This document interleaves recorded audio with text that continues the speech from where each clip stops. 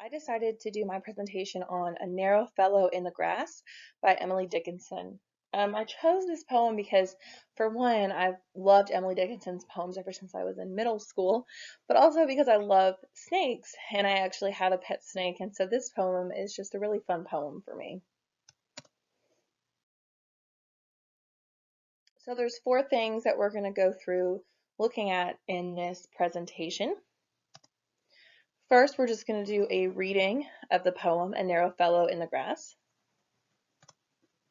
Next, we're going to look at it just a brief about the author, just kind of the highlights of Emily Dickinson's life and who she is and as a poet.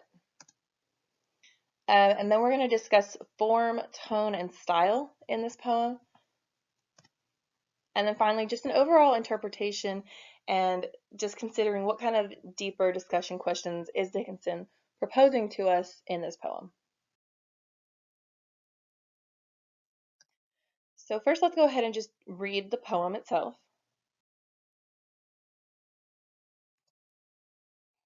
A narrow fellow in the grass occasionally rides. You may have met him, did you not? His notice instant is. The grass divides as with a comb, a spotted shaft is seen, and then it closes at your feet and opens further on.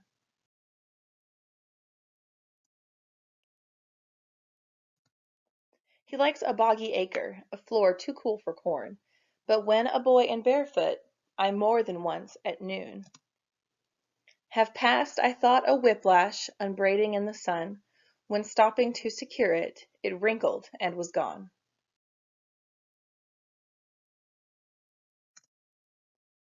Several of nature's people I know, and they know me. I feel for them a transport of cordiality. But never met this fellow, attended or alone, without a tighter breathing and zero at the bone. All right, so before we really delve into the details of this poem, we're just going to do a quick slide here about the author. Emily Dickinson lived from 1830 to 1886. The Poetry Foundation describes her as one of America's greatest and most original poets of all time, saying that she took definition as her province and challenged the existing definitions of poetry and the poet's work.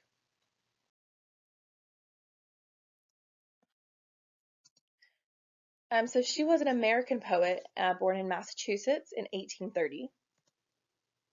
She was educated at Amherst Academy until she was 15, and from there she decided she wanted to go on to a higher education.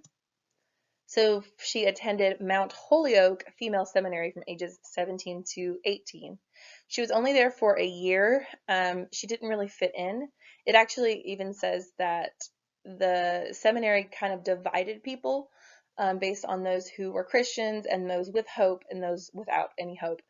And the story goes that Dickinson was actually the only person in the category without any hope. At one point in a gathering, they asked anyone who's interested in becoming a Christian to stand, and Dickinson said she was the only one who remained seated, but everyone thought it was weird that she didn't stand up, but she thought it would be more weird for her to stand for something she didn't believe in. So because of her religious differences, she didn't really last in the seminary. And she also felt that the school itself didn't challenge her or expand any further on the education she had already gained at Amherst. And from the age of 9, she was really interested in botany, and so a lot of her poems actually follow looking at nature and descriptive poems regarding nature.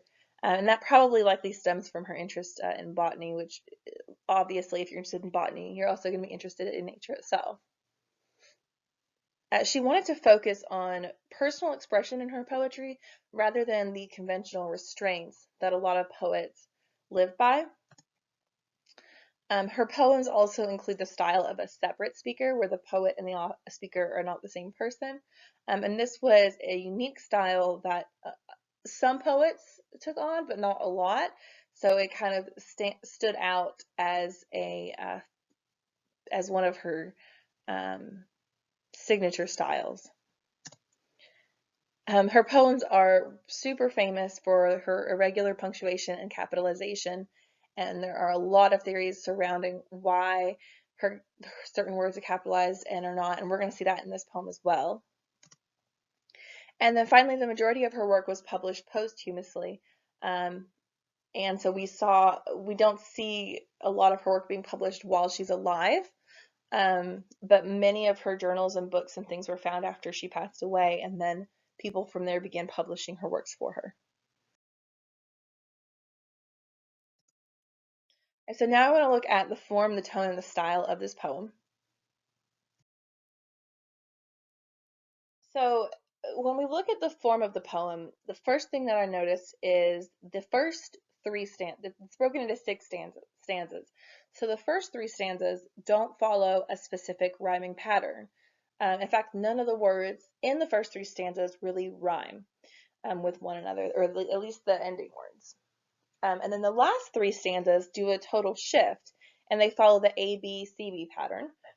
So we have the second and fourth lines of each stanza rhyming, which is typically in poetry, poets will keep a specific rhyming pattern throughout the whole poetry. So if they're going to do A, B, C, B, then they're going to do that through the entire poem. So it's kind of very unique and off base for Dickinson to only do this in the last half of her poem. So I don't know if she's trying to make a statement here, as you know, with that difference. But I think, if any, the major statement would be that she's breaking those conventions, which is something that she really stood for. So kind of showing like you don't have to do the same iambic pentameter or the same rhyming pattern throughout every single, throughout the entirety of the poem. But you can see in the last three stanzas, words rhyme. So sun and gone, me, cordiality, alone and bone. Each of these stanzas have the second and fourth line rhyming, whereas the previous three stanzas don't have this pattern at all.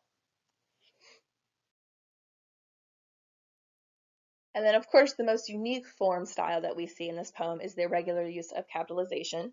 This is if you want to call it a signature mark of Dickinson's work. We see it in all of her works. And it's we like to think that it stands for something or means something in all of her works. It is unique to all of her poems. And then something that's really interesting about her poetry is that most of her poetry was not published with the correct and intended capitalization pattern until 1998. So people would take her poems and they would publish them with the correct expected capitalization rules. But this really takes away from Dickinson's style and what she is portraying through her style.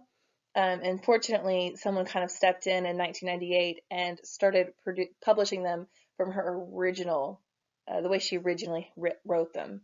But what I want to look at with the capitalization is there's a lot of interesting patterns that we see. This is the full poem, and I know it's really hard to read, but I just really focus on the circled words, and those are the unexpected capitalized words. So words at the beginning of the lines don't really count for this kind of analysis. We're just looking at the ones that are kind of unexpectedly capitalized. So there's an interesting pattern. If we look at the first two stanzas, it's two words and then four words. So 2 and 4 that are capitalized.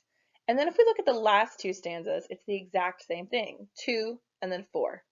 So you almost expect to see this pattern, 2, 4, 2, 4, but of course Dickinson doesn't follow conventions or regular patterns. So in the middle two stanzas, we actually have 6 and 3. It still kind of follows this idea of like 2 and then double 2, 4, 2, double 2, 4. But still, even with that, you kind of expect the middle two poems to be 3 and then double 2, double 3, 6. So kind of 2, 4, 3, 6, 2, 4. But she flips the middle two stanzas and we have 6 and 3 instead. Now, I don't know, is there something she's trying to portray by doing this unique pattern? It's really hard to say. The only stanza in the entire poem, the third one, is the only stanza that actually has a unexpected capitalized word in every single line. So maybe that she's trying to give us more emphasis on that stanza and have our eyes kind of go there. Another interesting thing, though, and this is another theory behind her choice of which words are capitalized, is the way that it causes your eye to follow the poem. So if you look, we have these lines. If you follow word to word, it almost looks like a snake slithering through grass. And snakes, sometimes they'll move really quickly and then they'll move kind of slower. And we see that here through the second and third stanzas. It's moving very quickly. And then it kind of like very leisurely from the third stanza on. It very much looks like a snake going through, traveling through. And so it could very well just be that she was trying to portray that image. So she's giving us a visual, not only with her words, the actual words she's saying, but with her words in the way that she is capitalizing her words. And then if we look at tone, the speaker of this poem it's kind of hard to say. He's either a young boy or he's an adult man reflecting on a time when he was a young boy. With the line that he says, there was a time when I was a young boy barefoot. So we don't know if he is a young boy and he's talking about yesterday, or he's an old man and he's talking about way back when I was a young boy. It's hard to know. But another tone that we get through this poem is the sense of sublime, and it's that tone of fear and admiration. And you can see how interested the speaker of the poem is in this snake, so much to know that he's willing to write a poem about it and recount it. But also, he mentions that there's never a time when he has met this snake that he doesn't get chilled to the bone. And so it's this mixture of emotions. And that's a really cool tone that we see through a lot of poetry that Dickinson uses in this poem as well. So as far as her style is concerned, this poem is a prime example of her style of breaking expected conventions like regular rhyme, which we already saw, breaking expected patterns, even if those patterns involve irregular capitalization, like 2 4 2 4 2 4 would be kind of expected, and she totally breaks whatever you expect. And then that use of an alternate speaker is a unique style that Dickinson and a few other poets kind of captured. And really, it wasn't common at one point for the speaker of the poem to not be the poet. So for Dickinson and these other poets to kind of come out and start doing that, it really opened the idea of poetry as more of a narrative than just a first person account of specific details. And then finally, one really kind of big part of her style is her break from religious overtones. So a lot of times when we see snakes mentioned in literature, it's in context with religion. You can consider even Paradise Lost. But the regular Christian story of this is that, the snake in the Garden of Eden was Satan, and that Satan was cast out of heaven and forced to rule the world and things of this nature. And so a lot of times snakes, even today, are accompanied with this image of the devil. Um, Dickinson, who very outwardly did not subscribe to religious beliefs, kind of breaks this idea. There's even another poet, D.H. Lawrence, who wrote a poem about a snake, very famous, also written in the 1800s to early 1900s. And there's a line in that poem where he says, "For seem to me again like a king in exile, uncrowned in the underworld, now due to be crowned again." And so even he is pulling this religious overtone when it's an entire poem about a snake at a watering hole, and he even sees in the snake how this is Satan cast out of heaven.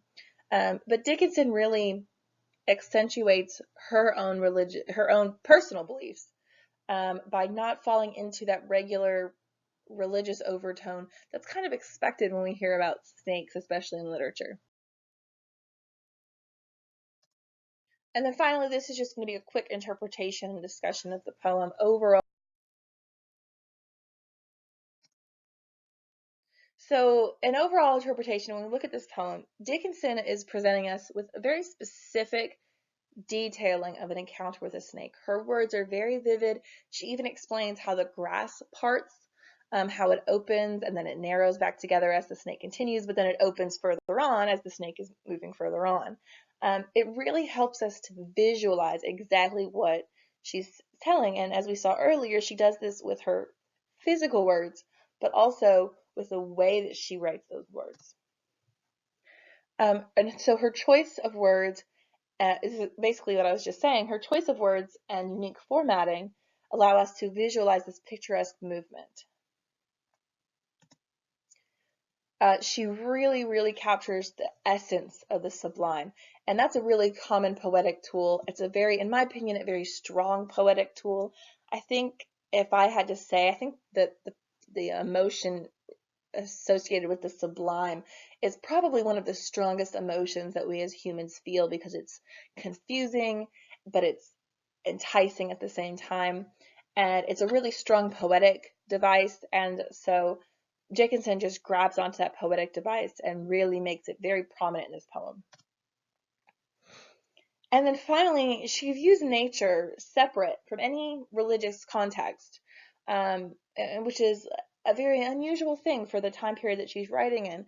You know, most everything revolves around religion, especially nature. So, as people, they did not really view nature outside of religion. You know, when you view nature, you immediately think about God and his power and his creation and things of that nature. So to view that outside of that is a very scientific point of view that really erases the religious aspect. And while that did become a huge movement, Dickinson is a little bit ahead of her time in that movement. There's really two kind of discussion questions that I feel like this poem really makes the reader think about. I just wanted to kind of point those out. So is nature something that we should fear, admire, or both? And we really question this. Is it something that we should revere for its beauty? Is it something we should be afraid of for its wildness, or both, which it would be that sublime factor? So it just kind of makes you think about that. And then another question I think this poem really warrants is, should nature be conceived through the lens of religious overtones? Is it okay to appreciate nature just for what it is, or do we have to view it as a facet of some religious belief or higher meaning? And I think that Dickinson kind of poses that question almost subconsciously in the way that she doesn't introduce any kind of religion into her poem um, that she's writing here. And that's the entirety of my presentation. And if you have any discussion or thoughts or comments, please feel free to leave them below. Thank you.